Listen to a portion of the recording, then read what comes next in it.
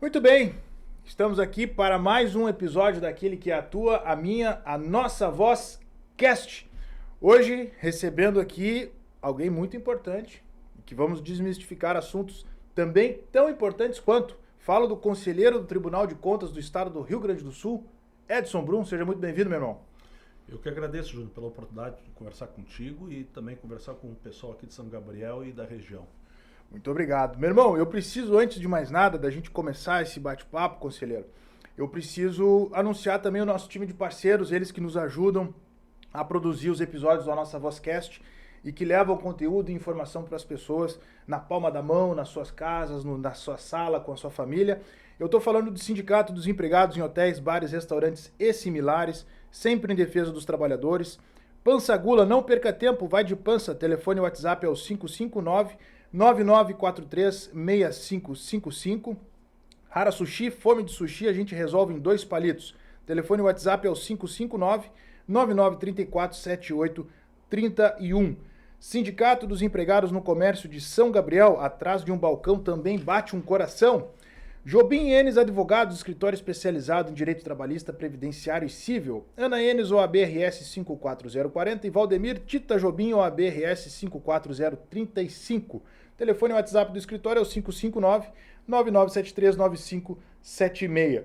Valmir Peças, peças e acessórios para caminhões e veículos pesados, na Avenida Francisco Chagas, 1175, em São Gabriel. Telefone é o 5532320859. Márcia Brigadeiros Gourmet, faça a sua encomenda pelo telefone e WhatsApp 559-9669-8713. A agenda da Márcia está fechada até o final de dezembro. Para encomendas agora só a partir de janeiro de 2024. Eu falo também de Rossano Farias, sempre ao lado do povo. Parceiro também desde o princípio, o vereador Marlon Maciel, fé no trabalho, fé no futuro. E também temos a parceria, não menos importante, dela que foi escolhida as 10 melhores empresas para se trabalhar no estado do Rio Grande do Sul. Ela que nos conecta contigo, que faz todo o nosso episódio, todo o nosso conteúdo chegar até a tua mão, chegar até a tua casa, que é a New Life Fibra. A referência aí no estado, uma das 10 melhores empresas do Rio Grande do Sul para se trabalhar. Vamos agora ao que interessa. Conselheiro do Tribunal de Contas do Estado, Edson Brum. Mas antes de ser conselheiro do Tribunal de Contas, Edson, teve uma longa jornada, né? E para quem não te conhece, essa é a oportunidade para a gente saber de onde que tu veio, né? Se é que nós não somos todos do mesmo lugar, quem sabe? Né? Então, assim, da onde é que vem o Edson? Onde o Edson nasceu? Tu sabe que o Fagundes já dizia que ninguém vai a Rio Pardo, todos voltam a Rio Pardo porque é a origem tanto da nossa fronteira oeste como 63% do território gaúcho. Sou natural de Rio Pardo, nascido e criado em Rio Pardo, guri arteiro, sempre na confusão, mas comecei no movimento estudantil lá, de uma família do comércio e da indústria, tenho ligação, inclusive, a minha primeira vez que eu vim a São Gabriel, por exemplo, foi no Móveis Trevisan. O meu pai e a minha família tinha indústrias de estofados lá e a gente vendíamos bastante aqui na fronteira e aqui em São Gabriel me lembro bastante que era Móveis Trevisan. Foi a primeira vez que eu vim, por exemplo, para São Gabriel. Mas depois de estar sempre na área do comércio, na área do empreendedorismo, mas também por gosto fazendo política. E aí comecei no movimento estudantil lá, depois na juventude do MDB, tive a honra de ser secretário-geral, presidente da juventude do MDB no estado do Rio Grande do Sul. Depois acabei concorrendo a deputado, fiquei suplente da primeira, entrando depois, tive 5 mandatos como deputado estadual, uma experiência ímpar, especialmente ter sido presidente da Assembleia em 2015, e também é importante registrar que uma das coisas que foi muito legal foi ter sido presidente da Comissão de Agricultura, Pecuária e Cooperativismo, na época liderados por mim. O Rossano foi o meu relator na época. Nós fizemos Rossano Gonçalves aqui de São Gabriel. São Gabriel, quando deputado, ele renunciou saiu da CPI porque ele veio para concorrer a prefeito. Ele foi o nosso relator da CPI do adubo. Eu fui presidente, ele era o relator, uma denúncia que surgiu dos arrozeiros, onde tinha um preço exorbitante, aumentado muito o preço do adubo e da ureia. né, e depois se comprovou algumas outras coisas, como impurezas também que tinham no produto. Adulterado o produto. Mas foi um trabalho marcante na Assembleia, mas tive a honra também de ser presidente da CCJ, a Comissão de Constituição e Justiça, para onde entra todos os processos legislativos, né, todos os projetos de deputados e de instituições que têm essa condição, mais o Executivo e o Judiciário, e ali nos dá uma experiência muito legal nesse campo jurídico, e tive uma experiência que para mim de uma valia muito grande, foi ter sido presidente do MDB do Rio Grande do Sul, e quando fui presidente do MDB conseguimos voltar ao governo do estado na época com o Sartori, então são coisas marcantes da vida política da gente. E no decorrer do mandato passado surgiu a indicação da Assembleia, primeiro da bancada do MDB, indicou meu nome para disputar uma vaga no Tribunal de Contas do Estado. E uma das coisas que me emociona muito é o fato de bancadas que a gente tinha sido adversários ferrenhos, discutindo, questionando e nos indicaram, tanto que a gente teve 46 indicações, precisava 19, nós tivemos 46, depois aprovado por quase unanimidade. Tem ali o PSOL e o Novo, eles não concordam com a maneira de indicação, o sistema. Então eles se abstêm. Ou voto contra. Mas todos foram à tribuna reconhecendo o nosso trabalho, e lembro muito do Edgar Preto, por exemplo, que era o líder do PT.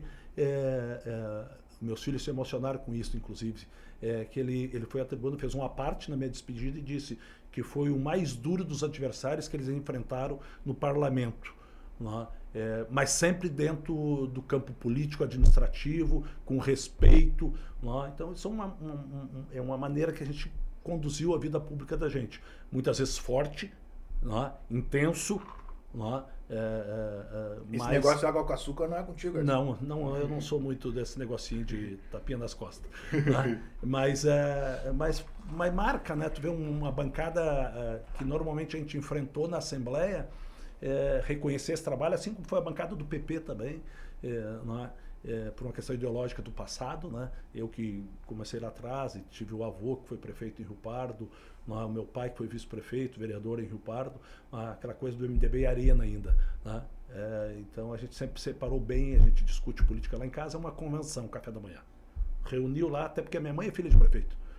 Então todo mundo discute política, todo mundo questiona a política. Acho que o crescimento nosso, não só meu, mas do Edvilson, que hoje é deputado estadual, meu irmão, Edvilson Brum, o crescimento que a gente teve política também por exercício da democracia na essência, que é discutir, questionar. Só para ter uma ideia, Júnior, nós em convenção partidária, eu e o Edvilson nos enfrentamos em Rio Pardo. É um negócio, mas porque pensava algumas coisas diferentes. Disputaram o partido? O partido, eu perdi por um voto. Foi 23-22 na época, no diretório. E também depois algumas coligações que eu concordava ou não, mas sempre dentro do campo político, que é o respeito. Acho que a democracia é isso. Primeiro é tu respeitar o contraditório, respeitar quem pensa diferente, senão não é democrático. E saber fazer o enfrentamento dentro das regras do jogo. Exatamente. Então, dentro das 4 linhas, né? Então, esse é o Edson Brum que fez a vida, mesmo tendo paralelo o comércio, o empreendedorismo, fiz política, tenho convicção que não agradei a todos, não era essa a função, mas defendi os meus pensamentos e setores que eu achava que era importante defender na Assembleia, como a agricultura, os agricultores, pecuaristas, estudantes, que a gente sempre teve uma atuação também na área de educação importante. Então, muitas coisas que a gente acabou fazendo na Assembleia, resgatando compromissos da vida da gente e compromissos junto àqueles que nos elegeram. Sem abdicar dos valores, dos princípios. Sempre... Jamais. Edson, tu sabe que é Edson Meurer Brum? Meurer. É alemão, né? Então escreve-se Meurer. Alemão com italiano? É tudo misturado. Tá certo.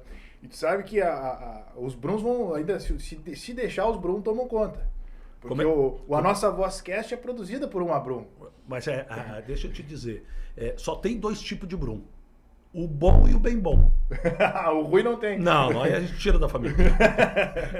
Mas então, eu posso dizer que aqui a gente está com bem bom, porque o programa é produzido desde o princípio pela nossa jornalista formada, Carolina Brum Corrêa, que nos dá uma baita mão, uma baita assessoria. Olha, tu sabe que muita gente perguntava se ela era minha parente, porque ela me assessorou quando eu fui presidente da Assembleia, ela foi minha jornalista. Né? Mas sabe como é que é as paixões, né? Traz de volta para o interior. Mas a família Brum é muito grande. Nós tivemos um encontro agora dia 30 de setembro em Rio Pardo, o próximo será em Santiago. Aqui em São Gabriel tem Brum, Rosário, Alegrete. Até porque o município, a região que mais tem é São Cepé. Então, tu pega a Vila Nova do Sul e esse pessoal veio para a fronteira. Inclusive atravessando a fronteira. Nós tivemos na década de 40 Baltazar de Brum, que foi presidente da República do Uruguai. E era brasileiro doble chapa. Ele era de Quaraí. Que legal. Então, e nós achamos o parentesco. Tanto que nos encontros da família Brum vem o pessoal do Uruguai. E o legado deixado como presidente foi positivo? Foi positivo. Ele, inclusive, houve um golpe militar e ele se suicidou na porta da casa dele. Como presidente da República. Boa, que história forte. Então cara. tem um negócio bem interessante. Tem uma cidade com o nome dele, um município. Eu estive lá com meus filhos que são curiosos na questão de história. Né? Então essa história, a família é muito grande. Tem Brum para tudo que é lado aí. Tem Brum de toda a tonalidade. Né? Tem de olho claro, mas tem também cor de cuia. Né? E é uma família que... Uma família só, todos... se agigantou a família, é muita gente. Na realidade, nós temos lá a árvore genealógica, certo? E famílias de 14 filhos, 12 filhos, 10 filhos, eram famílias grandes, né? E antigamente também era assim. Era muito assim, né? Então, e muito esparramada pelo Estado. Naturalmente, né, com o avançar do tempo, as famílias foram diminuindo de tamanho, né? Hoje a gente está aí com uma situação que os indicadores do IBGE nos demonstram isso, que as famílias estão tendo em média menos de 2 filhos, inclusive. Tu sabe que no governo Rigoto, para o governo Eduardo Leite, diminuiu 600 mil alunos na rede pública. Uau! E isso nos chama atenção. O pessoal saiu para a escola particular? Não. Não entrou na escola o mesmo número que estava saindo, porque exatamente naquela época era 2,4 filhos por casal, hoje é 1,1, 1,2. O Rio Grande do Sul mais acentuado nessa... O Rio Grande do Sul é o estado mais acentuado, tanto que diminuiu a população.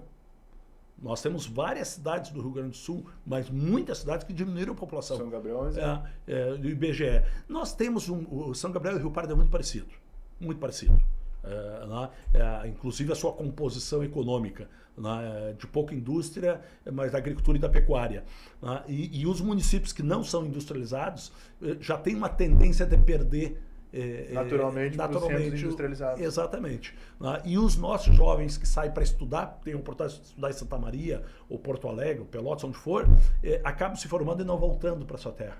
Por oportunidades, porque nós não temos uma economia pujante como tem uma Serra Gaúcha, pegar Bento Gonçalves, Caxias, as fornalhas do turismo, Gramado e Canela, né, ou Vale dos Sinos. Né, apesar que, na minha opinião, tem muita gente também retornando pela qualidade de vida.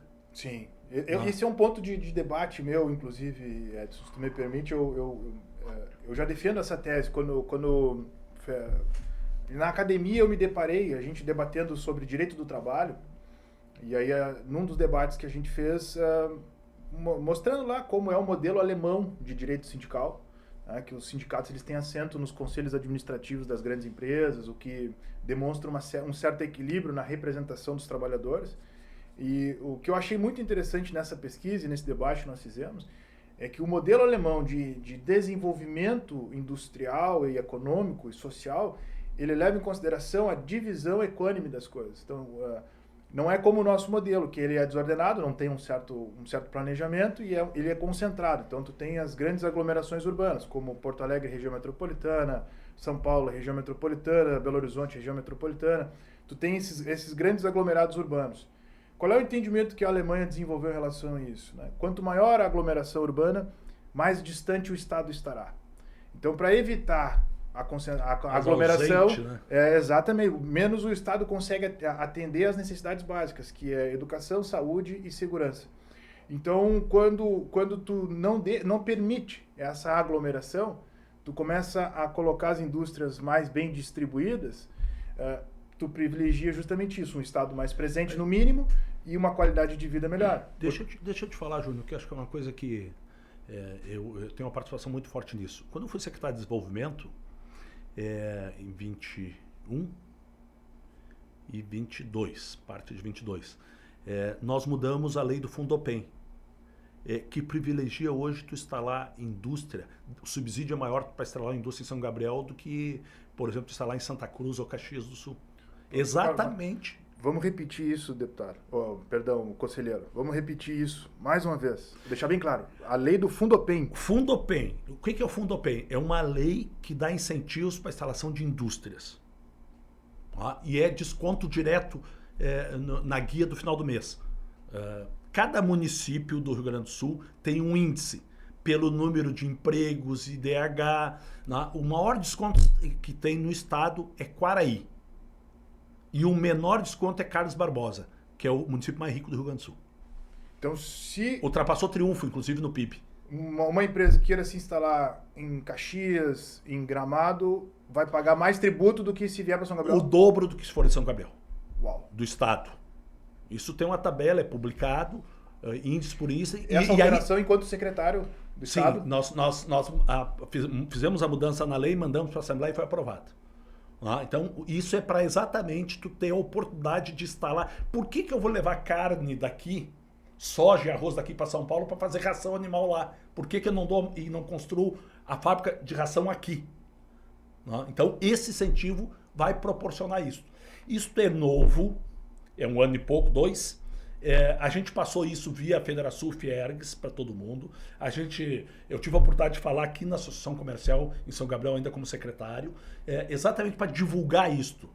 Hoje, se tu quiser colocar uma indústria, tu vai gastar 5 milhões para fazer uma indústria. Descontado o terreno, do tijolo do alicerce para cima, entra no projeto e tu vai ter desconto CM em 8 anos. Isso. Sim, 8 anos para descontar. Como é que funciona o índice? Vou dar um exemplo. Em Carlos Barbosa, tu vai ter 11% de desconto. Aqui tu vai ter 65%. E esse 65% pode aumentar. Como? Se tu tiver energia renovável, tem mais uma pontuação. O número de empregos aumenta a pontuação. E é uma coisa que nós colocamos na lei. Também o valor do salário mais alto, tu ganha pro funcionário, mais desconto. Tu ganha mais desconto. E a questão ambiental. Preservou o meio ambiente. Se tu trabalha com químicos, se tu fizer o tratamento do que sai, tu ganha mais pontos. Podendo chegar a 85% do teu índice. E aí o que é isso? Tu vende nesse mês, tu tem que pagar a guia de R$1 milhão, tu tem 80% de desconto, tu paga 200 mil. E aí é dinheiro na veia, porque quando tu vende o teu produto, o ICM está embutido. E se tu não precisar pagar ele é capital de giro para ti. É caixa. É caixa, é fluxo. E vamos imaginar que tu tenha 5 milhões, o teu empreendimento teve um subsídio de 5 milhões. Se tu tiver os 5 milhões, tu tem que, os descontos somados nas guias, tu tem 8 anos para usar. Para fruir. Tu tem 8 anos. Mas se tu não conseguir bem explicadinho, tu consegue mais 4. Mas, por exemplo, a maioria das empresas no Rio Grande do Sul, como, por exemplo, a fábrica do Argenta e a indústria de calçados, esqueci o nome, do Roberto Argenta, tem 20 mil. Ajuda a gente aí, Carolina. A Beira Rio. A Beira Rio. A Beira Rio, por exemplo... Vamos pegar esse gancho do Beira Rio depois. A Beira Rio, ela, ao invés de usar o desconto em 8 anos, ela consegue usar em 3, 3,5, 4 anos. Por que isso? Qual é o segredo do cara que vai botar uma indústria?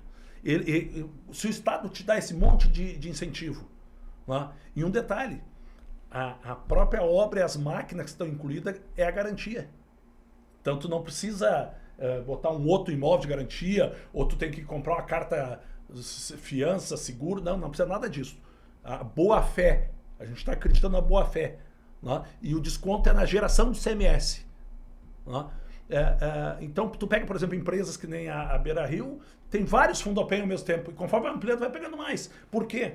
Qual é o segredo de quem pega um Fundopem, que é um subsídio desse? É tu ter uma matéria-prima que tu saiba transformar e que tu tenha mercado de venda. Não vou botar uma fábrica e vou sair, vou ganhar dinheiro. Não é bem assim. Muitas vezes bota a fábrica e tu quebra. Porque não consegue destinar o produto. Bom, o que tu pode atrair para a fronteira, especialmente São Gabriel? O que atrai uma indústria hoje para se instalar no município? Ou tu tem mão de obra, tu tem gente para trabalhar, que tem na fronteira, sempre tem. Tu tem matéria-prima para transformar, ou tu tem consumo no teu entorno. Por que tem indústrias que se instalam na Grande Porto Alegre? Porque tem, num raio de 150 quilômetros, 6, 7 milhões de consumidores. Não é? Mas tu já vai trabalhar para o Brasil inteiro, já não interessa se é em Porto Alegre, Alvorada ou se é em São Gabriel. Ou se é em São Gabriel, dando mesmo. Entendeu? Mão de obra a gente qualifica, as empresas hoje qualificam, o Sistema S qualifica, que faz muito bem isso, o governo do estado auxilia. Então tem vários mecanismos. Hoje, com o Fundopem, tem que ir atrás, porque qual é a matéria-prima que tem aqui? Madeira, soja, arroz, milho, que tem que plantar mais, que nós não temos a cultura de plantar milho, e milho vale muito, até pela indústria de proteína animal que nós temos no Brasil. O Rio Grande do Sul importa 2,5 milhões de toneladas de milho, todo ano. Para o frango, para o suíno e para a indústria do leite. Então, tu tem que ter matéria-prima. Se tu tiver essa matéria-prima aqui, tu transforma ela aqui. Por que tu não vai fazer a fábrica de ração aqui, uma fábrica de móveis aqui? Algo que... daí da própria... A gente aqui tem as plantas de frigoríficos que podem ser... Os rejeitos podem ser reaproveitados na fábrica de cosmético, enfim. Tem muita coisa. Aí tu faz a salsicharia, tu faz outras... O Alegrete tem feito isso muito bem com a linguiça campeira do Alegrete. Tem muita gente trabalhando nessas questões. Lembrando que os frigoríficos têm outro incentivo. Opa. O frigorífico tem um incentivo melhor, que é junto à Secretaria da Fazenda. Então, isso aí, se tu procurar a Secretaria de Desenvolvimento do Estado do Rio Grande do Sul, eles fornecem todas as informações. Que foi a pasta que o senhor ocupou, Secretaria de Desenvolvimento. Eu fui convidado para um desafio. Foi na pandemia administrar o desenvolvimento quando estava tudo fechando. Topei, me chamaram de louco, porque era o momento, mas a gente criou ali o fundo, além do Fundopem que a gente atualizou, a lei já existia, a gente melhorou, nós criamos também o Juro Zero, que... Na época um programa temporário e hoje pauta do deputado Edilson para transformar isso em lei permanente do Estado. Exatamente. E o que é isso? Aqui em São Gabriel, muitas empresas buscaram esse dinheiro. Foi um recurso que o governo do Estado foi emprestado pelo Badesul, pelo BRDE, através das cooperativas, Sicredi, Unicred, todas as cooperativas de crédito. E o juro quem pagou foi o governo, está pagando, porque na realidade o dinheiro foi mês, buscaram até 10 mil reais, microempresas até 30 mil reais e EPPs, que é empresas de pequeno porte, até 100 mil reais, com 13 meses de carência, mais 33 meses para pagar, sem nenhum juro. Então na realidade não é juro zero, é negativo. Se tu descontar a inflação... Sim, desconta a inflação, ao longo do tempo não deprecia. Tem 3 anos para pagar, o pessoal está pagando. Inclusive, só recebe essa benesse se pagar a parcela em dia, senão tu perde o direito do Estado pagar o juro, quem paga o juro. E cá para nós, no auge da pandemia, é uma baita ferramenta para conseguir se manter. Quando nós fizemos isso em 21, o PIB do Rio Grande do Sul cresceu o dobro do Brasil. Uau. Então, são 17.900 empresas que buscaram esse dinheiro. 17 mil? Só no programa do Estado. E aí teve o Pronamp do governo federal, que também é na mesma linha. Um jurinho mais barato, tem um jurinho mais baixo. Então foram movimentos, na época, por exemplo, para instalar uma empresa no Rio Grande do Sul, a junta comercial não cobrou nada. Para micro, pequena, tu tem que pagar aquelas taxas, nós zeramos tudo, exatamente para retomada. Foram várias ações, mas o que mais impulsionou, especialmente porque chegou no pequeno, foi o Juro Zero. Então foi um negócio legal. Conselheiro, deixa eu fazer mais uma vez uma paradinha enquanto tu toma o chimarrão, para a gente anunciar os nossos parceiros. Sindicato dos Empregados em Hotéis, Bares, Restaurantes e similares, sempre em defesa dos trabalhadores. Pança Gula, não perca tempo, vai de Pança, telefone e WhatsApp é o 559-9943-6555. Hara Sushi, fome de sushi, a gente resolve em 2 palitos. Telefone e WhatsApp é o 559-9934-7831. Sindicato dos Empregados no Comércio de São Gabriel, atrás de um balcão, também bate um coração. Jobim Enes Advogados, escritório especializado em direito trabalhista, previdenciário e civil. Ana Enes, OAB-RS 54040 e Valdemir Tita Jobim, OAB-RS 54035. Telefone e WhatsApp do escritório é o 559-9973-9576. Valmir Peças, peças e acessórios para caminhões e veículos pesados, na Avenida Francisco Chagas, 1175, em São Gabriel.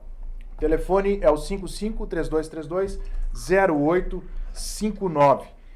Márcia Brigadeiros Gourmet, telefone e WhatsApp para encomenda é o 559-9669-8713. Lembrando que a Márcia está com a agenda fechada até o final do mês de dezembro. Encomendas agora só para janeiro do ano que vem. Rossano Farias, sempre ao lado do povo.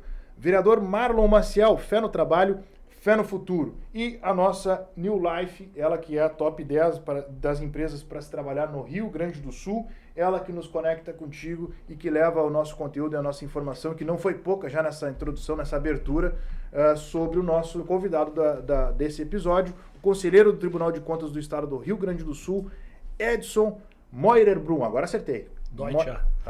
Muito bem.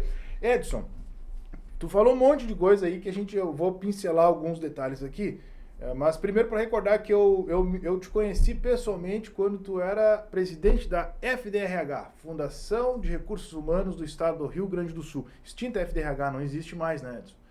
E de lá para cá, tu trilhou o teu caminho, já era deputado suplente, depois se elegeu deputado estadual. E eu quero pegar um gancho importante, né? Tu era presidente do MDB da convenção do MDB para a escolha do Ivo Sartori, José Ivo Sartori, candidato a governador do estado. Repetindo o feito de Germano Rigoto, também de Caxias do Sul. Arranca lá atrás com um pouco mais de 2% de intenção de votos e surpreende o estado inteiro vencendo a eleição. Mas a gestão do José Ivo Sartori foi porrada, tiro e bomba o tempo todo, né? Na realidade, o Sartori escolheu um caminho de transparência, mostrar para a população o que realmente acontecia no Estado. Tudo era muito maquiado, vamos ser franco. E ele, cara, disse, olha, a Previdência do Estado dá 14 bi de prejuízo por ano.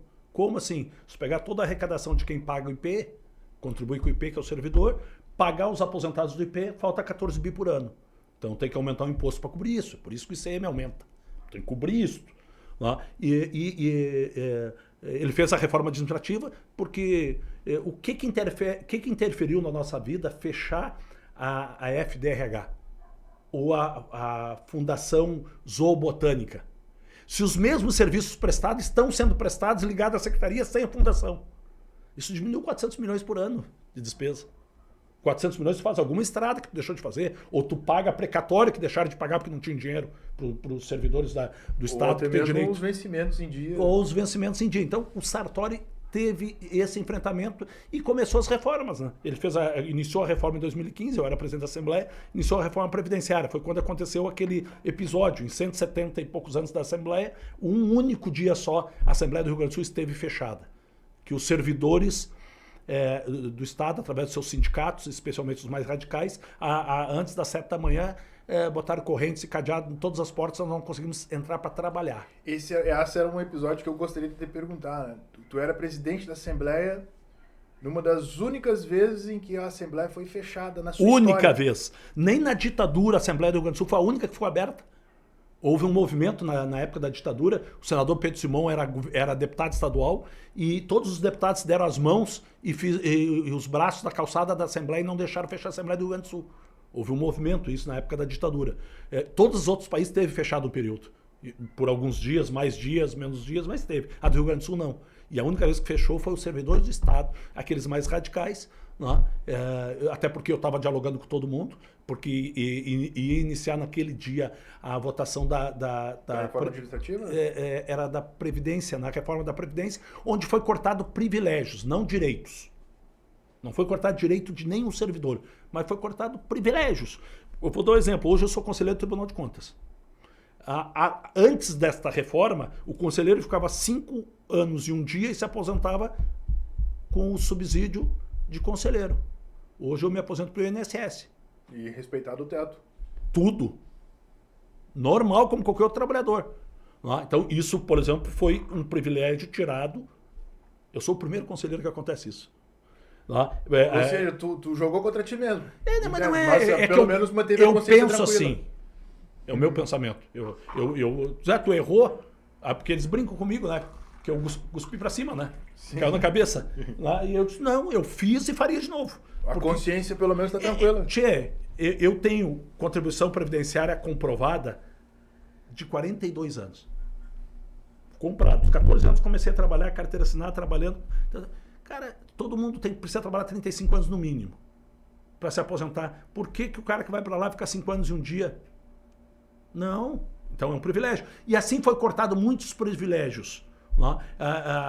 E tem que registrar que o Eduardo Leite, o governador Eduardo, continuou com a reforma da Previdência. Senão a situação do Estado era muito pior hoje. Verdade seja dita, né?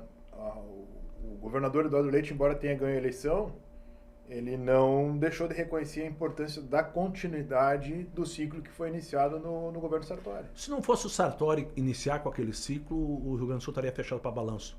O salário estava atrasado 2 anos. Não era atrasar, pagar um pouquinho, como pagava em etapa. Não ia pagar nada. Imagina que só na Previdência tem 14 bi de prejuízo.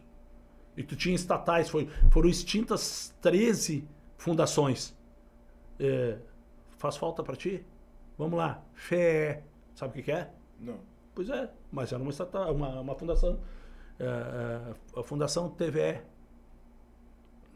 E aí vamos citar um monte de empresas e o serviço que o Estado tinha que fazer, continuou fazendo. E outros serviços que o Estado, na minha opinião, eu vou dar um exemplo, eu sou a favor da privatização da CRM. Companhia Rio Grandense de Mineração. Para quê? Isso não é papel do Estado. Foi no passado para fomentar. Porque nós tínhamos as usinas termoelétricas que precisava para ter energia. Hoje não mais. Hoje o papel do Estado é fiscalizar. Então, fiscalizar. Então, na minha opinião, você tem que fazer isso, não tem que fazer usina eólica, tem que fazer usina solar, que é a produção de energia. Sim. Então não é o papel do Estado. O Estado, e aí respeito todos que pensam diferente, mas para mim, educação, saúde e segurança tem que ser estatal. Controle do Estado. Agora, tem indústria, o Estado tem indústrias, participação em indústria, tem empresas que fazem esse serviço. Não, o Mandela, que vocês conhecem bem aqui. No tempo passado, isso fazia sentido. O Mandela, que militou no MR8, que era um setor bem à esquerda do MDB, pode discordar de mim. Não é? Esse povo gosta muito de quanto o Estado mais gordo, melhor. Né? E eu acho que o Estado tem que ser o necessário. Nenhum mínimo. Não dá para fazer que nem o Milei, né? Diz que vai terminar com as escolas públicas e com a saúde pública. Né? Dolarizar a moeda. Mas bem que o que ele discursava ele já mudou. Né? Ele chamou o Papa de diabo, no outro dia foi se reunir com o Papa. Né? Pedir a benção.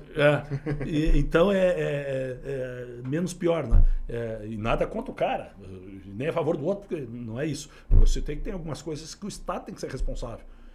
Em ajudar a prover para a família, que é educação e saúde. E aí nós temos o SUS, que é o melhor sistema de saúde do mundo. Tem um dado histórico que a gente precisa também registrar, né, Edson? Tu tá aí atrás de ti, tem alguns livros da trilogia do Getúlio Vargas.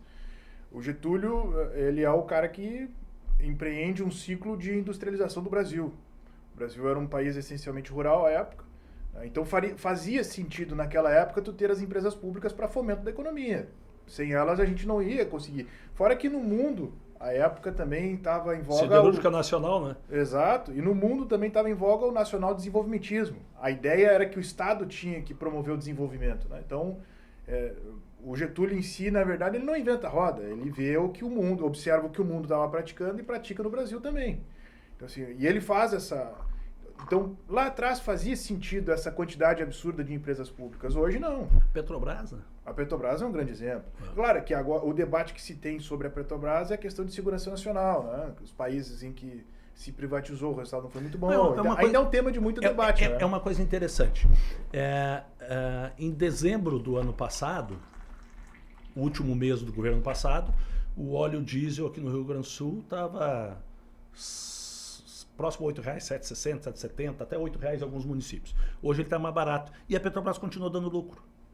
A gasolina está mais barata hoje do que estava um ano atrás. Ah, mas subiu de novo a gasolina. Mas continua mais barato, porque ela chegou a estar R$ 7,00 a gasolina. Ah, e hoje ela está R$ 5,80, R$ 5,90. Na fronteira um pouquinho mais por causa do frete, a distância de buscar. Mas tu abastece em Porto Alegre a R$ 5,20, R$ 5,30. Né? Então, está mais barato. Mas diminuiu o lucro da Petrobras. O que eu quero saber do lucro? A Petrobras não foi para fazer lucro. Se ela é uma estatal, ela tem que servir ao seu povo. Função social, né? A função social. Então, baixa um pouco o preço do combustível, né? E com isso, não é de graça que a inflação foi controlada agora. Por quê? Porque tudo se transforma com caminhão a diesel.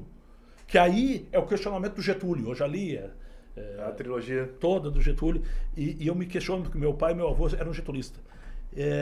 Para industrializar, ele se comprometeu em não investir mais em ferrovia.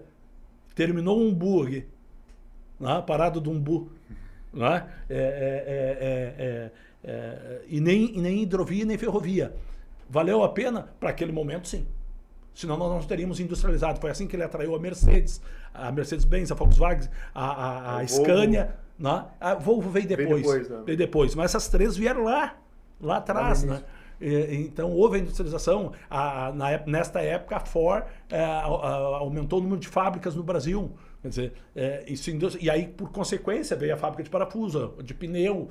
Né? Aqueceu a indústria. Abriu o país para o mercado. Né? Exatamente. Né? Então, estas coisas a gente tem que saber, tem que avaliar. E eu acho que o que a gente peca é por não ler mais, não buscar informação, e aí tu fica sem condição de escolher melhor o seu vereador, o seu prefeito, seu deputado, seu governador. São espaços como este, de debate, que a gente leva esse tipo de informação. Só para a gente encerrar essa parte do Getúlio, não posso perder, né? Porque tem algumas críticas que a gente precisa fazer.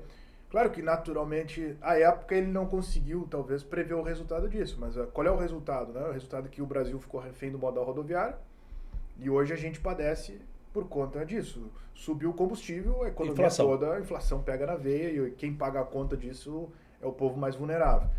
E fora também que essa ideia de industrializar o país, de tirar o Brasil de um cenário rural para um cenário mais industrializado, que é conhecido como boom econômico, fenômeno econômico da história do mundo. Nenhum outro país na história do mundo cresceu tanto quanto o Brasil, né? Sempre na casa dos superiores aos 2 dígitos do crescimento da economia anual, o que de fato é um boom econômico registrado nas melhores doutrinas de economia, mas em consequência disso o modelo implementado pelo Getúlio e sua equipe não preveu as dificuldades que as grandes aglomerações urbanas geraram, né? Que é a questão das periferias, né? da falta da presença do Estado no essencial, na educação, na saúde. Mas isso tudo é consequência... Nem Gales deixou... ninguém previu isso. Não tinha como, na época não tinha como prever também. Se tu olhar os Estados Unidos aconteceu isso, a Europa aconteceu isso também. Né? Aí são períodos também, né? A mecanização da lavoura, depois a automação da lavoura. Né? Hoje, com o episódio da eletrônica, da informática na lavoura, o meu avô plantava arroz. Ele para colher arroz, ele precisava de 150, 200 homens trabalhando na colheita do arroz. Hoje ele faz com 2. A mesma área, meus tios lá em Rio Pardo colhem com 2. Eu lembro eu era gurizote, ia lá fora, de carreta puxando da várzea para coxilha, trilhadeira e gente cortando, e era no braço, né? Então, não, é uma máquina. Então praticamente anda sozinho. Então, é a evolução do mundo. Né? Por exemplo, já estão discutindo a semana de trabalho de 3 dias, né? E tu trabalhar em home office. E tu vai render mais ainda. Né? Então, isso são fenômenos que estão acontecendo com o avanço tecnológico. Né? E aí, para quem está nos escutando, a diferença para os nossos filhos, eu tenho um filho de 20, 23 anos, a diferença dos nossos filhos é a seguinte: vai vencer na vida aquele que lê um pouquinho a mais, que buscar um pouquinho a mais de informação, que sair da média. Né? Inclusive, se ele for em qualquer profissão, se ele for médico, Se ele não se especializar em algo, ele vai ser um médico mediano. Se ele se especializar, ele vai ganhar mais do que isso, que um médico mediano. Então, tudo na vida passa pelo conhecimento, pela educação, mas não pode achar e transferir responsabilidade para o professor, né? Ah, sem dúvida. Educação se dá em casa, conhecimento na escola, mas o a mais tu pode dar em casa. Estudar uma história, geografia, biologia, o que for, fazer inglês, fazer uma língua, que tu vai na Argentina com mesmo esses problemas que nós temos visto na Argentina, com todas as broncas que tem desde a época do Perón, para cada 10 argentinos, 6 falam inglês. E a questão das Maldivas ali também, a forte influência da Inglaterra também fomenta muito isso, né? Tudo. Mas, por exemplo, tu pegar um guri na Argentina, se quiser, vai trabalhar nos Estados Unidos, ele sabe falar inglês. Aí o nosso vai ter que limpar a latrina lá porque não sabe falar inglês. Vai ter que ir para subemprego. Então, tem diferença. Então, tem que ler mais. Não dá para ficar só no celular achando que está lendo, como eu digo, né? Só, mas informação... E hoje está muito restrito às manchetes também, né? Porque a informação, ela circula muito rápido, tu vai ali, lê a manchete e acha que está informado. Nós estamos muito preguiçosos. A gente lê a manchete e acha que leu toda a matéria. Já está informado. Se o jornalista quiser induzir, ele induz a manchete. Fato, Venéreo. Como diria Paulinho Gogó, a personagem de um programa nacional aí, né? Fato Venéreo. Eu sigo ele no TikTok. Eu gosto muito da expressão, toda vez que eu reflito um pouco sobre progresso, crescimento, desenvolvimento de São Gabriel e da região, eu gosto muito da expressão que ele utiliza, né? Eu tenho uma paixão muito grande pela cultura. Eu morei 11 anos em Minas Gerais, que é um estado que transpira cultura todo o tempo, né? E eu tenho isso comigo, e eu voltei para o Rio Grande do Sul utilizando essa expressão dele.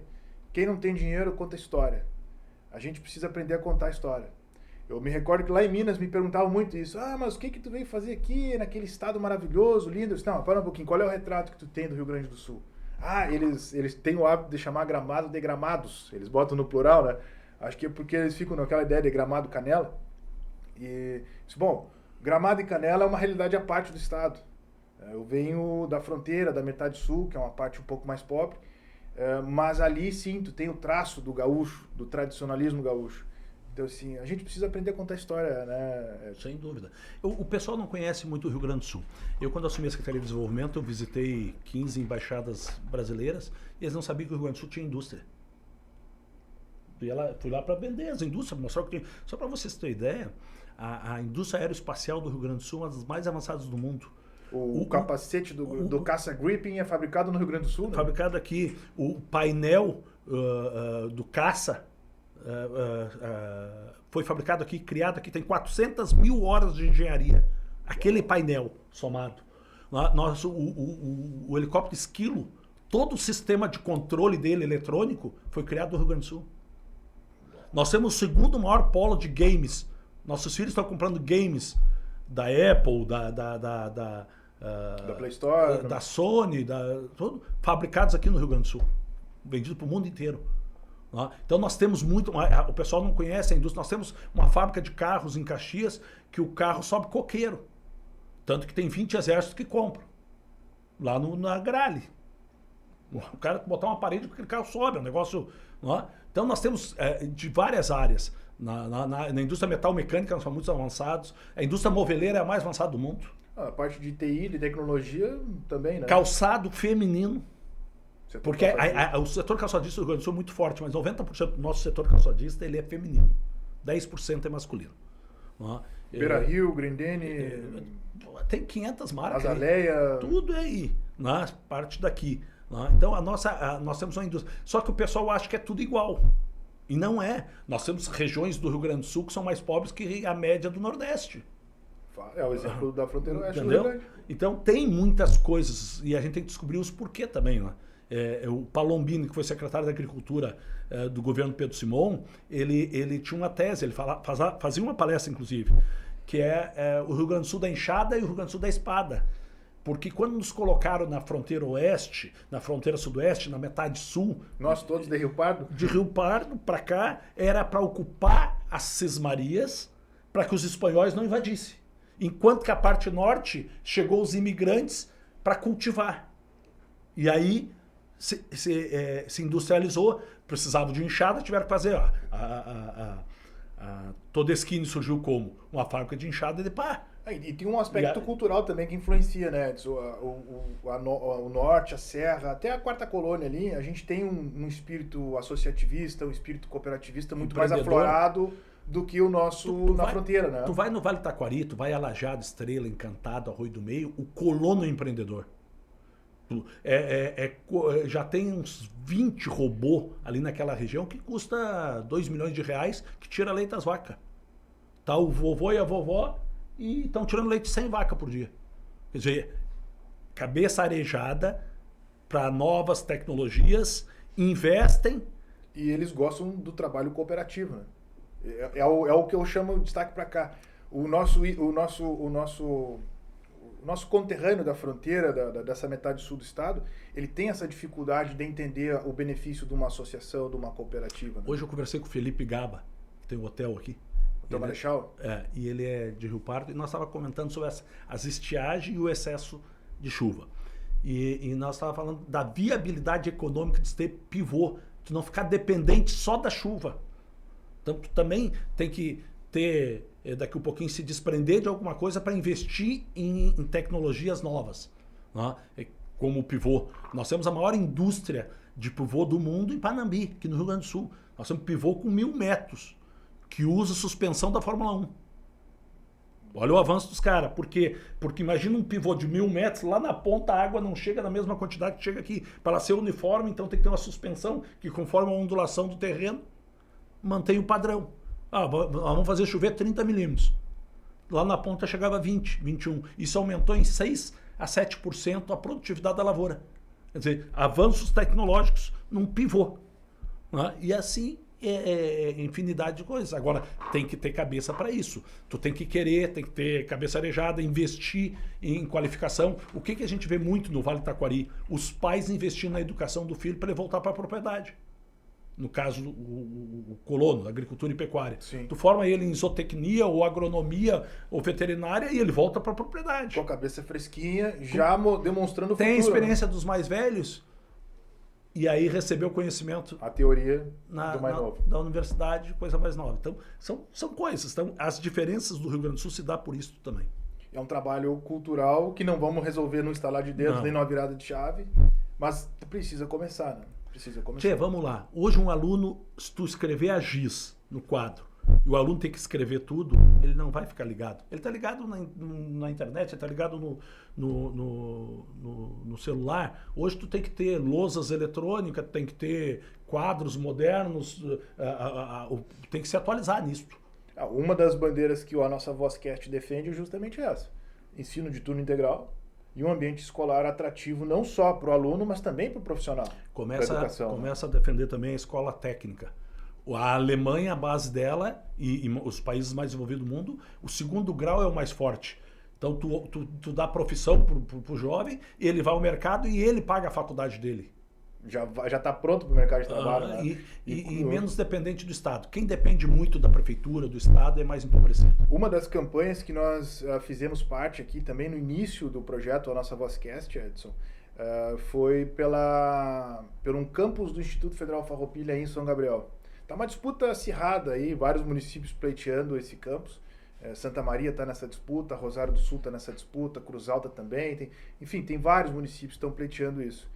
Nós fizemos parte dessa mobilização, a gente fez parte inclusive de um conselho de uma comissão municipal que foi criada em defesa do Instituto Federal Farroupilha, justamente nesse raciocínio, ensino técnico profissionalizante. E eu me recordo quando eu conversava com a professora Lourdes Zanqueta da Rosa, que foi ela que é coordenadora do nosso centro de referência aqui em São Gabriel, eu questionei ela quando ela fez a apresentação do Instituto, né, as áreas de ensino, se a gente poderia utilizar, se a gente ficava restrito ou se teriam outras áreas. Né? E ela me esclareceu que sim. Eu perguntei se havia área de turismo, de culinária, porque São Gabriel tem um potencial turístico muito grande. Júnior, nós temos que ter consciência que é de convencimento das pessoas. Eu vou citar um exemplo. Em Rio Pardo, o Edvilson, no último mandato dele como prefeito, ele fez cursos exatamente para qualificar. E faltou gente para os cursos. As pessoas têm que querer ir também. Que muitas vezes não querem. Quer ficar dependente do Estado, entre aspas, né? de bolsa isso, bolsa aquilo, da prefeitura faz, não sei o quê, e tu não busca, né? A Fundação Besouro teve lá em Rio Pardo, curso de 40 dias, depois assistência mais 3 ou 4 meses, para ver o que... Não, o cara é bom barbeiro, cabeleireiro, então vai trabalhar, não, o cara é padeiro, quer dizer, ensina a profissão para ele se tornar independente, quer dizer, ou buscar emprego ou colocar o negócio dele, né? Que o segredo dos países desenvolvidos é o empreendedorismo individual, né? Quando tu não trabalha numa fábrica, tu não trabalha, tu não tem qualquer tipo de trabalho, tu não é médico, não é um profissional liberal, qualquer outra coisa, né? Tu acabas empreendendo o próprio negócio, né? Menor que seja, mas que vai ganhar mais do que fosse funcionário de alguma empresa, né? E aí tem esses cursos, e aí tem que aproveitar o Senai, o Senac, e aqui são organizados, CDL, Gestão Comercial, trazer esses cursos para cá, a prefeitura na parceria, junto com o governo do estado, isso tudo tem como, né? Agora eu vejo um problema na hora de lotar as turmas. Tem dificuldade. Essa foi uma das questões que eu perguntei muito para a professora Lourdes, foi justamente isso. Qual é a demanda que nós temos? E de fato nós temos demanda. Nós temos uma demanda muito grande, a procura muito grande. Isso é bom, positivo. Justificaria, em tese, a pretensão de São Gabriel de ter aqui um campus do Instituto Federal Farroupilha. Mas, Edson, para a gente entrar na etapa final e cumprir a nossa promessa de desmistificar o que é o Tribunal de Contas do Estado, e agora tu já na condição de conselheiro, mas antes, porém, eu disse que ia fazer o gancho no Beira-Rio, vou fazer o gancho no Beira-Rio, né? Além de conselheiro do Tribunal de Contas do Estado, tu também está pleiteando ser conselheiro do Esporte Clube Internacional. Bom, cada um tem uma paixão na vida. Quando eu nasci, né, eu sou do tempo do Manga, Cláudio, Hermínio, Figueiredo, Vacaria, Paulo César, Batista, Falcão, Valdomiro, Dario e Lula. Paulo César Capejani? Então, time, né? Time. Tem uma turma aí que não gosta muito, porque sofreu muito com esses times, né? Não, mas eu sempre fui coloradão, sócio do Internacional, e como eu não estou mais na política, a política me tomava muito tempo. Ela toma. O deputado não vê os filhos crescer. O deputado é sábado, domingo na estrada, tem 24 horas, né? É um negócio maluco isso, a gente não se dá conta. Eu tive amigos que, político não trabalha. Aí convidei para fazer roteiros comigo e se apavoraram depois. Da quantidade de municípios que tu tem que ir, a atenção, às vezes é num sindicato, às vezes numa cooperativa, na prefeitura, ou no hospital, são trabalhos. Eu aqui, por exemplo, consegui ajudar a Santa Casa daqui. Então, tu está sempre envolvido numa reunião, alguma coisa. Tem uma placa lá com o teu nome. Isso é legal quando reconhece o trabalho da gente, né? Então, são atividades muito intensas. Como eu não estou mais nessa atividade, eu consigo me programar, eu posso ter um final de semana, visitar meus amigos, ficar mais com a minha mãe, que é viva ainda, mora em Rio Pardo, ir para a praia, e resolvi me dedicar um pouquinho para o Internacional. Vou tentar ajudar o Internacional. Porque, nessa retomada? Na realidade, se tu olhar administrativamente, o Internacional não foi mal. Não, nós demos azar há 2 anos atrás de ficar vice-campeão brasileiro por 1 ponto. O Grêmio ficou vice agora porque entregou para o Corinthians para ver se rebaixava o Inter. Aí faltou 3 pontos para ser campeão. Não é? Lembrando mas a gente dá uma mãozinha. Eu, como gremista, vou fazer aqui o contraponto. Lembrando que aquele jogo Grêmio-Corinthians lá em São Paulo, fomos garfiados, né? Um pênalti caríssimo que não foi dado, né? Também concordo. Lembrando, inclusive, do episódio 2005, aquele pênalti escandaloso no Tinga que garfiaram o título do Internacional. Eu acho que contra Grêmio e Inter... vou fazer o seguinte. Contra Flamengo e Corinthians, na dúvida é deles. Sempre foi assim com os times... E dúbio pro Corinthians e pro Flamengo. Então, isso tanto com os times de Minas Gerais, tanto com o Atlético Cruzeiro, sempre aconteceu isso também com os times do Paraná, do Rio Grande do Sul, do Nordeste, para eles. Mas essa discussão, a gente pode dizer assim, houve pênalti, não houve, teve a favor e outros jogos contra, no outro, mas eu brinco para sacanear, né? A volta, né? A gente ganhou o Grenal também, né? Sim, Chocolatão, 3-2, tomaram um banho de bola da gente, né? Mas cá para nós, o Inter tinha time para classificar para Libertadores, no mínimo, né? O Inter deu um apagão de 8 minutos. Eu estava no estádio. O Inter ia ser campeão da Libertadores. Aí deu um apagão aqueles 8 minutos. O time do Inter era melhor que o Fluminense, o time do Inter era melhor que do Boca Juniors. E os 2 jogos jogou melhor que o Fluminense. Diga-se de passagem. Apesar que eu continuo achando que o time do Flamengo e do Palmeiras são melhor que o do Inter. São. Então, só que é o seguinte, tem encaixe, às vezes não se encaixa, né? Se tu pegar o time reserva do Flamengo, o banco do Flamengo é titular no Grêmio e no Inter. em qualquer time do Brasil. A diferença deles para nós é o elenco que é. Então tem isso. Então eu estou querendo colaborar com o Internacional, porque no Internacional tem grupos. Se formou grupo no conselho. Então um aplaude, não interessa quem é o presidente, e o outro critica. Não é o papel do conselho. O papel do conselho é fiscalizar as contas, estão fazendo bem ou não, orientar e cobrar. Então, nós fizemos uma chapa, que é a Reage Inter, que está Chapa 3? É a Chapa 3, o ex-desembargador, presidente do TJ, o Aquino, que nos lidera, mas está lá eu, o Beto Albuquerque, o Arthur da Casa Civil, o Arthur Lemos, está lá o Miola, que não é o Miola do tribunal, mas é um tradicional, um colorado tradicional que conhece muito o Internacional, tem muita gente que conhece a vida orgânica do Internacional, porque a gente que está aqui, a gente que é do interior especialmente, a gente quer saber de resultado em campo. Mas ninguém sabia que há 4 anos atrás o Internacional tinha uma folha de 10 milhões de reais mês de jogadores que jogavam em outros clubes que o Inter pagava. Que isso? O Grêmio também tem atualmente. Tem, sou quase um time inteiro. Não, mas tu pegar o lateral esquerdo do Grêmio, 500 pau por mês, tá jogando no Fluminense. E o Grêmio que paga o salário. Diogo Barbosa, né? Entendeu? Então, isso erros administrativos tem que ser fiscalizado e cobrado. Então, este é o papel que eu estou me propondo a ajudar lá no Internacional. Aquela velha história, né? Começou mal. Só pode terminar mal, não adianta. E aí o Grêmio fez um lance de marketing genial com o Soares, um golaço. Primeiro, o cara é um cara decente, de família. Eu encontrei no Zafari com o chimarrãozinho dele, a térmica debaixo do braço, a alpargatinha, com o filho dele e a mulher fazendo compras. Quer dizer, isso mostra a diferença porque que ele é o que é. O quarto maior goleador. E aí tu vê os caras da nossa seleção aí com uma piada. Primeira coisa que tem é pintar o cabelo ou fazer uma tatuagem, nada contra. Mas eles querem aparecer por isso e não pelo futebol, né? Pelo resultado que entrega. Então, o golaço do Grêmio em relação ao Luiz Soares só foi um golaço porque ele entregou o resultado. Né? É isso aí. Profissional... São 26 mil sócios a mais no Grêmio, que pagam mensalidade quase dele. Na realidade, ele se pagou. Marcou, deixou a história. E vou dizer mais. Se botasse o Soares no Internacional, o Internacional ia ser campeão mundial.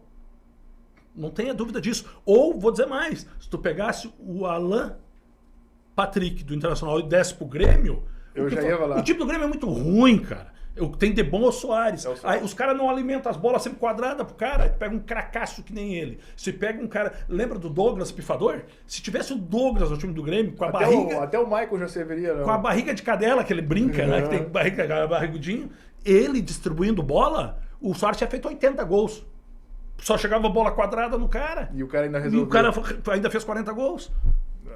Então, eu tô falando aqui de futebol. Então, eu gosto de futebol. Sim. Não é porque eu sou colorado que eu vou... Eu, como gremista, eu preciso referenciar. Falo isso direto, porque a Carolina, a nossa produtora aqui, ela também é coloradaça, né? E eu digo... Dá pra mim, como gremista, uma certa inveja em ver um camisa 10 como o Alan Patrick jogando no Internacional. E outra, me dá uma inveja artigo raro. Me dá uma inveja ver o 9 de vocês. Mas e cá pra nós, camisa 10 hoje no futebol brasileiro é artigo raro, né? São poucos os times que podem se dar o luxo de ter uma camisa 10. Eu acho que o nosso 10 é o melhor do país em atividade.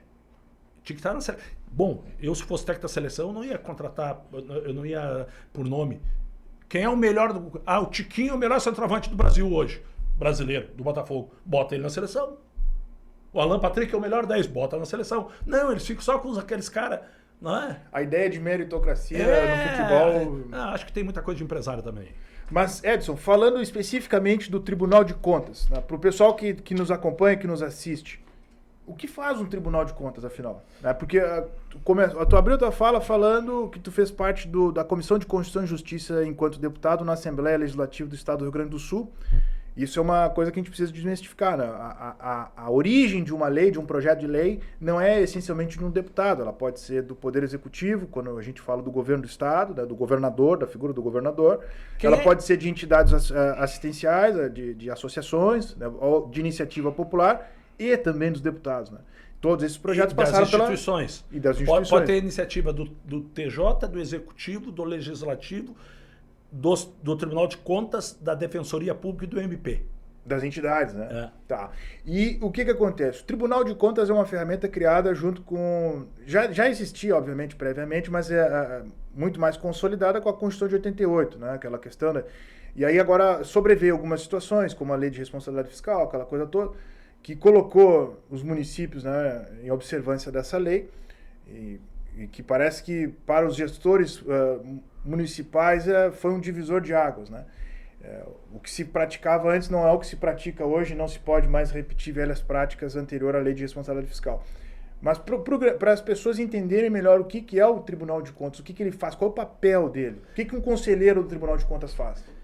O Tribunal de Contas tem constitucionalmente a obrigação de controlar as leis, né, para que seja todas as ações das prefeituras, do governo do estado e empresas públicas.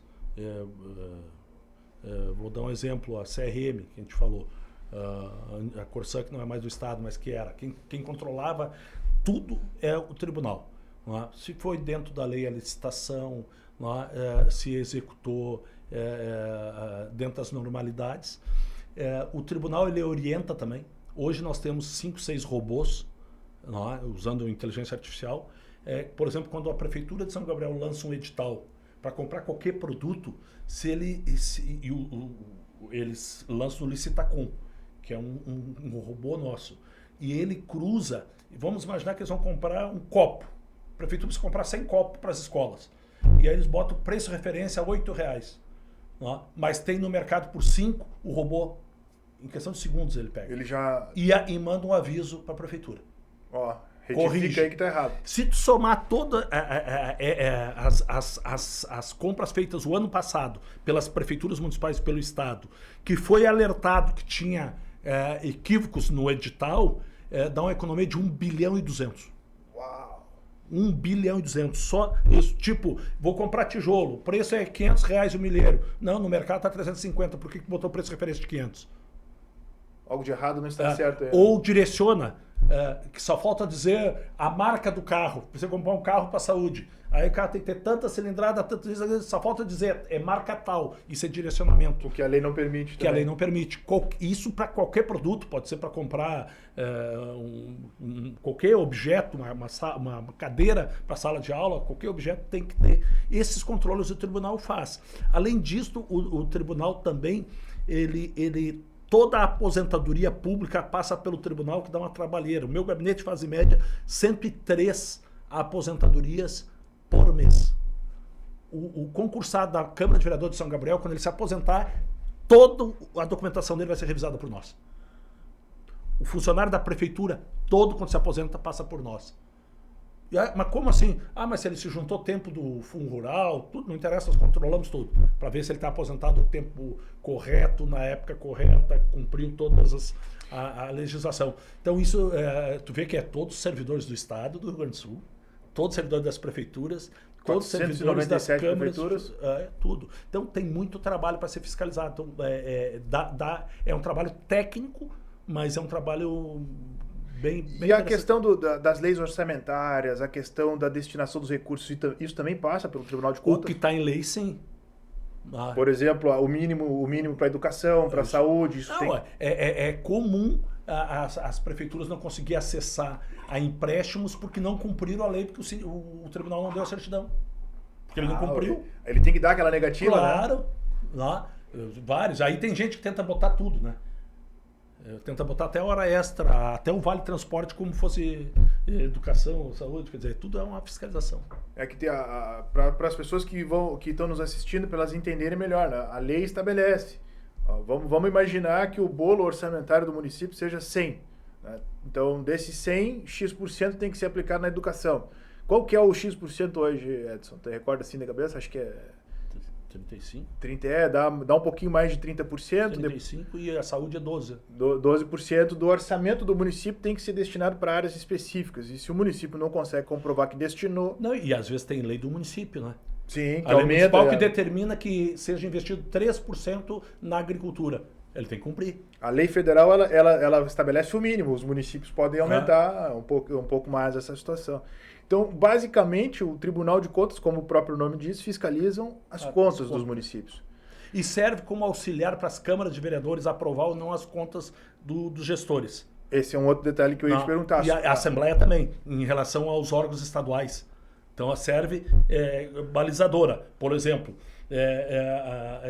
faço lá, eu sou relator das contas de Uruguaiana. Uhum. E aí eu vi que eles ultrapassaram o limite de gastos, que é 54%. Bom, a gente fez, aprovou com ressalvas, porque ultrapassou tantos por cento. A Câmara decide se reprova ou não. E se a Câmara reprovar, fica inelegível. O gestor. O gestor. Mas é feito a ressalva. E se houve para o erário, prejuízo para o erário, ele é responsabilizado, inclusive, com o bem dele, com os bens dele. Para restituir o que ele deu de prejuízo.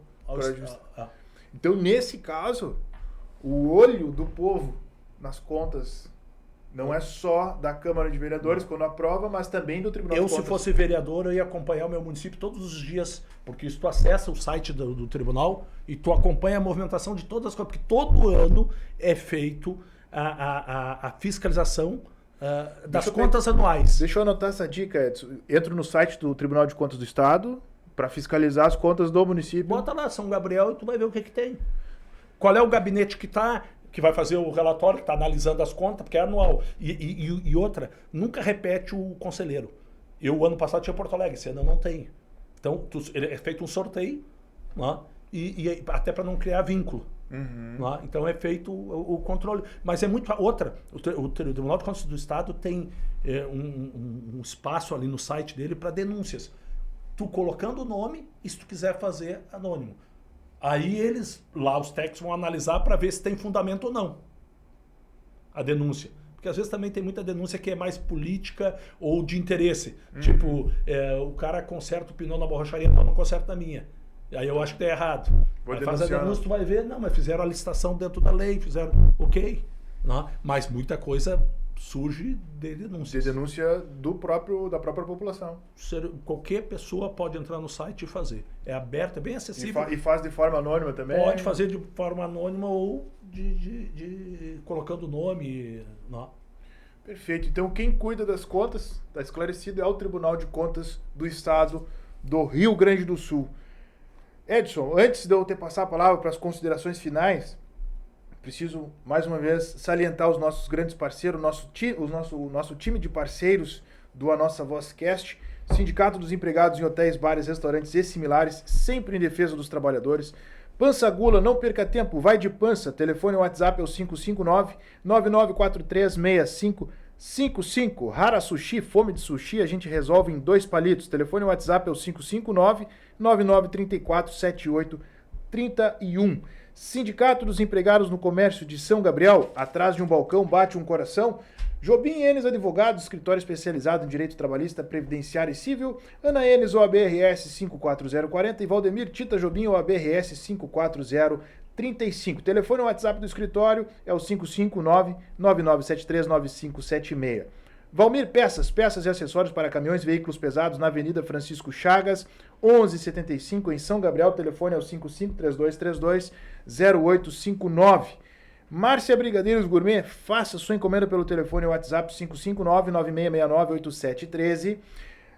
E também Rossano Farias, sempre ao lado do povo.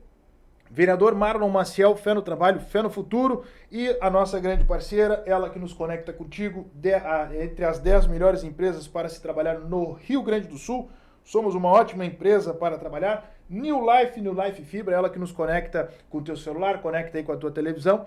E nossa grande parceira aqui do canal, aqui do nosso podcast. A Nossa Vozcast é uma produção de Carolina Brum Correia em parceria com o JC Studio. Eu sou Júnior Jobim e faço aqui o host, a apresentação do nosso podcast. Edson, muito obrigado por ter aceito o nosso convite, por estar aqui e contar um pouco sobre a tua história. Né? Todos nós, filhos de Rio Pardo, se São Gabriel não é filha, é neta de Rio Pardo, mas salvo o melhor juízo, eu acho que foi isso. Eu acho que primeiro se emancipou Cachoeira, depois São Gabriel se emancipa de Cachoeira, então seríamos a neta de Rio Pardo. Para mim, uma satisfação imensa em reencontrar o amigo. Uma grata satisfação poder lhe ouvir a sua história, ouvir a sua trajetória, uma trajetória de muita luta. Eu particularmente me identifico com algumas situações. Eu gosto desse perfil mais altivo, mais vibrante. Eu acho que é isso mesmo. Esse negócio de água com açúcar, essa coisa muito morna, não é comigo também. Eu gosto muito de dizer que a gente tem que ter poção. Tem que ser claro. Tu é casado com a Brum, né? Pois é, não sei se... faca na bota. Não sei se fiz um bom negócio, mas... faca na bota. Mas, meu irmão, eu te dou a palavra agora para tu fazer as considerações finais e, mais uma vez, muito obrigado por ter feito parte do nosso episódio. Júnior, primeiro te agradecer pelo convite. Fazia tempo que eu não tinha microfone aberto para falar, até porque eu procuro não falar muito, não é? Porque as pessoas ainda me identificam muito na política e eu, sobre política partidária, eu não posso tecer comentários, né? Apesar de ser um ser político nato. Mas te agradecer, dizer que o estilo do programa aqui é bem interessante, tu deixa a gente falar, discorrer, que é legal, com isso vai pensando, a gente vai falando de alguma coisa mais interessante, não? E isso é bom para quem está nos assistindo. Então, agradecer mais uma vez, eu sempre fui muito bem recebido em São Gabriel, gosto muito de São Gabriel, desde piá vinha com meu pai aqui, depois fazendo política na juventude do MDB, depois com a presença do partido, como deputado. Tenho amigos aqui, o Nelson Mandela, por exemplo, é um cara que é meu amigo de muitos anos, né? Tem uns maluquinhos da vida, que nem eu digo, tem o Varela, né? Me lembro do Eduardo Petrarca Léo também, numa campanha, né? A gente vinha, eu e o Neuci do Alegrete, nós víamos muito aqui juntos, né? Então, tem muito carinho por todos vocês. O São Gabriel tem um potencial gigante, é importante, você sabe disso, que se quiser, vocês têm que fazer e transformar. Eu vou usar a expressão do nosso convidado do episódio passado, Edson. São Gabriel é a terra prometida. Acho que a gente tem que acreditar nisso. É tu que tem que fazer, né? Exato. Não espere pelos outros, faça a tua parte. Edson, eu vou te dar aqui um regalo. A gente fez alguns chaveiros comemorativos. É simples, é singelo, mas é de coração. Para tu lembrar daqui da tua estadia, que esteve aqui conosco, né? E fez parte dessa nossa história, dessa nossa jornada. Quando eu vim aqui as primeiras vezes, não precisava botar óculos. Né? Muito obrigado. E sucesso aí no programa de vocês. A ideia é justamente essa, é a gente informar as pessoas com leveza, com tranquilidade, né? Utilizar a história dos nossos convidados como inspiração, como motivação. E com certeza tu trouxe aí para nós que a gente alimenta e acalenta esse sonho de ver um dia São Gabriel mais pujante, mais desenvolvida.